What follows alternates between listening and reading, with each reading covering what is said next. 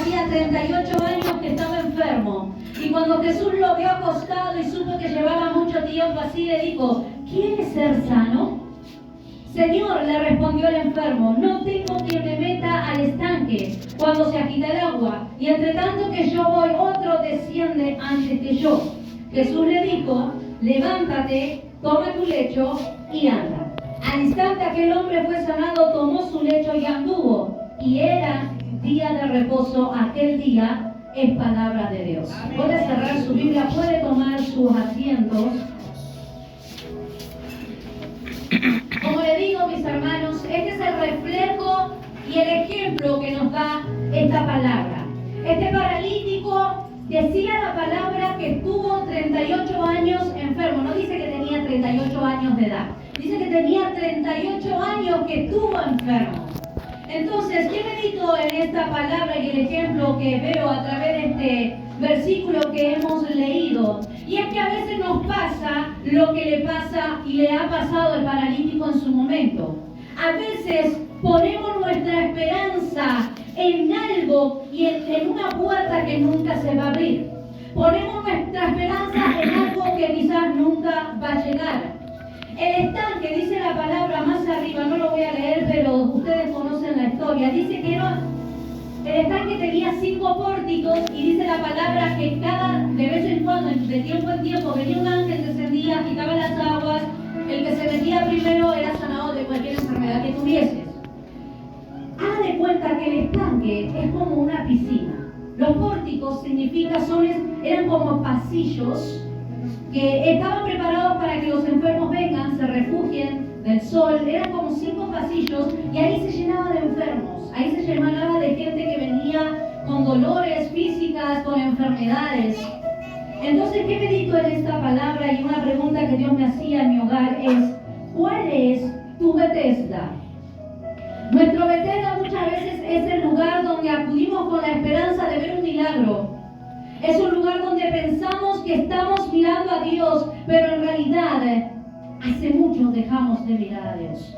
Porque hoy, en vez de mirar a Dios, estamos mirando un estanque.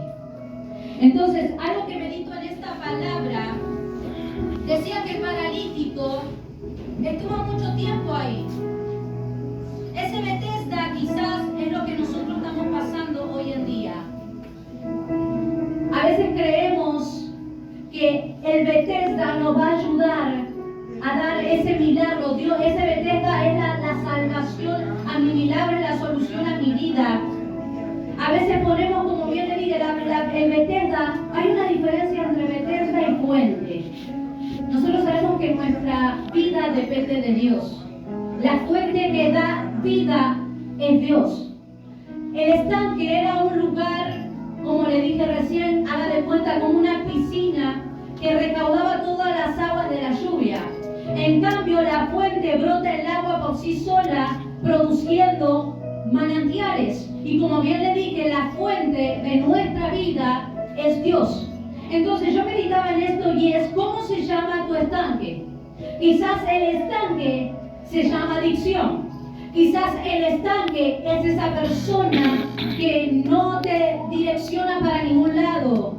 Quizás el estanque es la religión, es la medicina.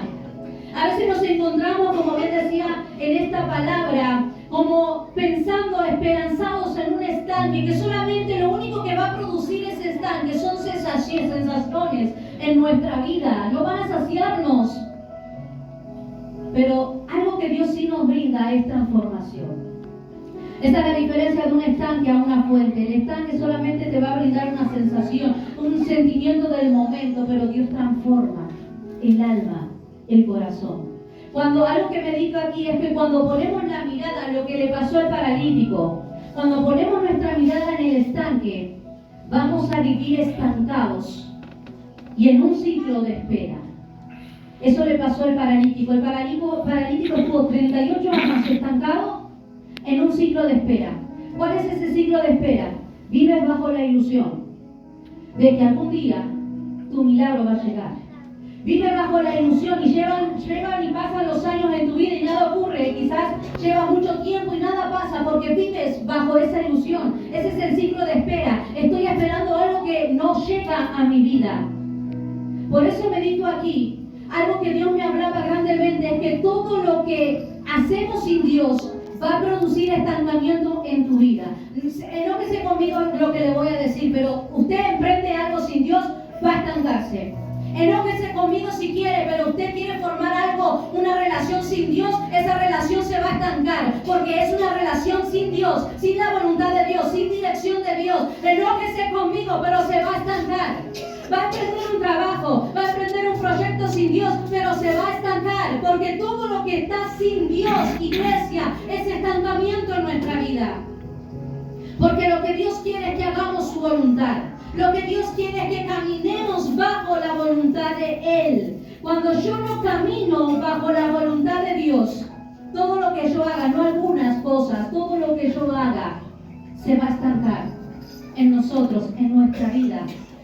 Te van a ofrecer quizás, como bien meditaba, una propuesta que para ti va a sonar lindo, pero si esa propuesta no viene de Dios, podrás acceder, podrás ver lo maravilloso que es esa propuesta, pero cuando accedas te vas a estancar.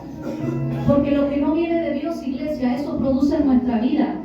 Dios nunca te va a llevar a algo para matarte, para destruirte. Por eso es tan necesario caminar bajo la voluntad de Dios. Porque cuando caminamos bajo la voluntad de Dios, todo empieza a fluir en nuestra vida. El tema es caminar bajo la voluntad. Como bien digo aquí, y yo siempre lo he dicho a mis hermanas, cuando caminamos bajo la voluntad de Dios, vas a prosperar en lugares de desierto.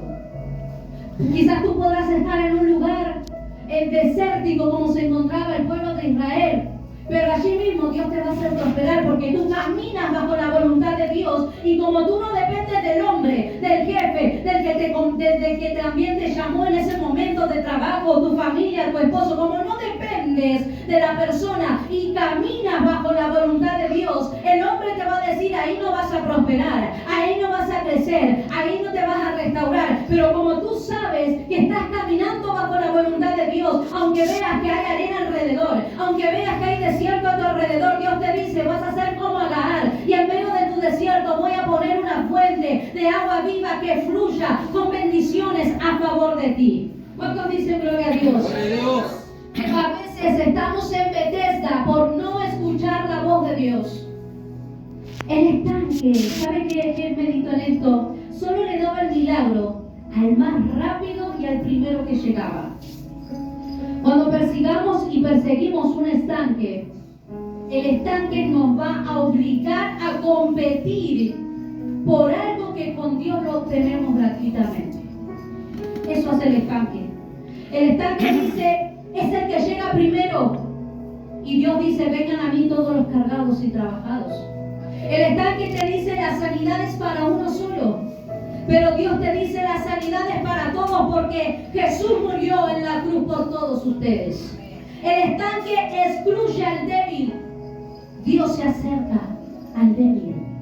El estanque te va a mantener siempre al borde del milagro, y ya va a llegar. Y estamos pendientes de esa llamada que no va a llegar. Estamos pendientes de ese mensaje que no va a llegar, porque mientras nos enfoquemos en el estanque, vamos a vivir al borde de la ilusión de que algún día eso va a llegar. Al borde de que se solucione el matrimonio, al borde de que tú seas sanado, al borde que tú seas prosperado.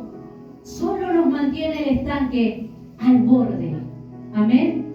Pero algo que Dios me daba en esta palabra es que el mundo nunca podrá darte lo que Dios nos da. ¿Cuántos creen esa palabra? Amén. El mundo podrá ofrecer muchas cosas a nuestra vida. Es más, el mundo es un estanque diseñado para ilusionarte.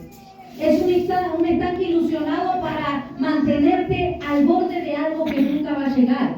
El mundo lo único que va a generar en tu vida son sensaciones que te darán placeres momentáneas, pero jamás le dará lo que tu alma necesita.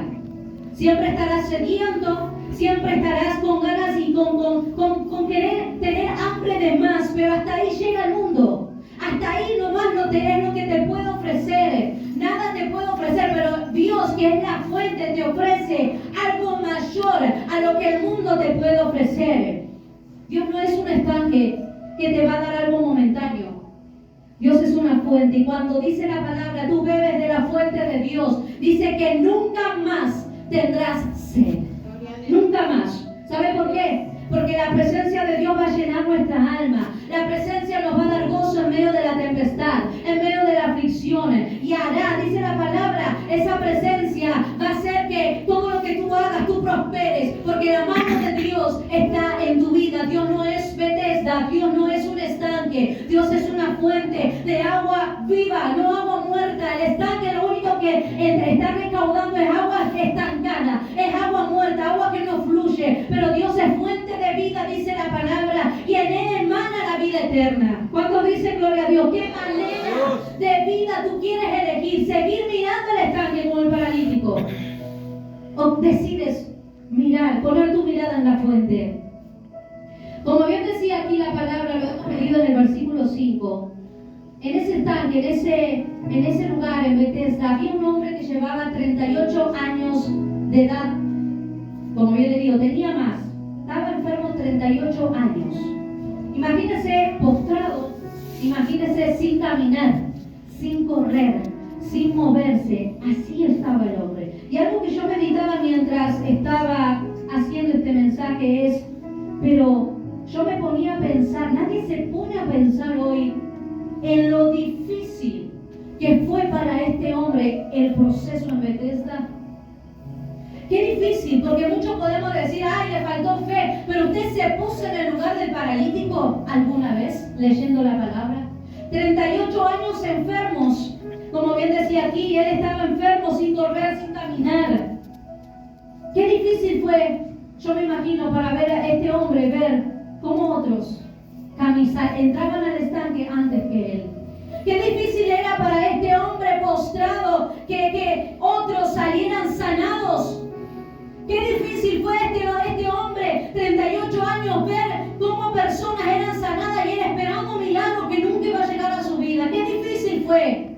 Qué fácil es decir, le faltó fe, pero qué difícil es estar en la situación cuando ves cómo otros obtienen lo que tú no tienes, lo que tú hoy no ves. Y yo me preguntaba, ¿cuál fue el motivo de este hombre perseverar 38 años? Él sabía que no había milagro para él.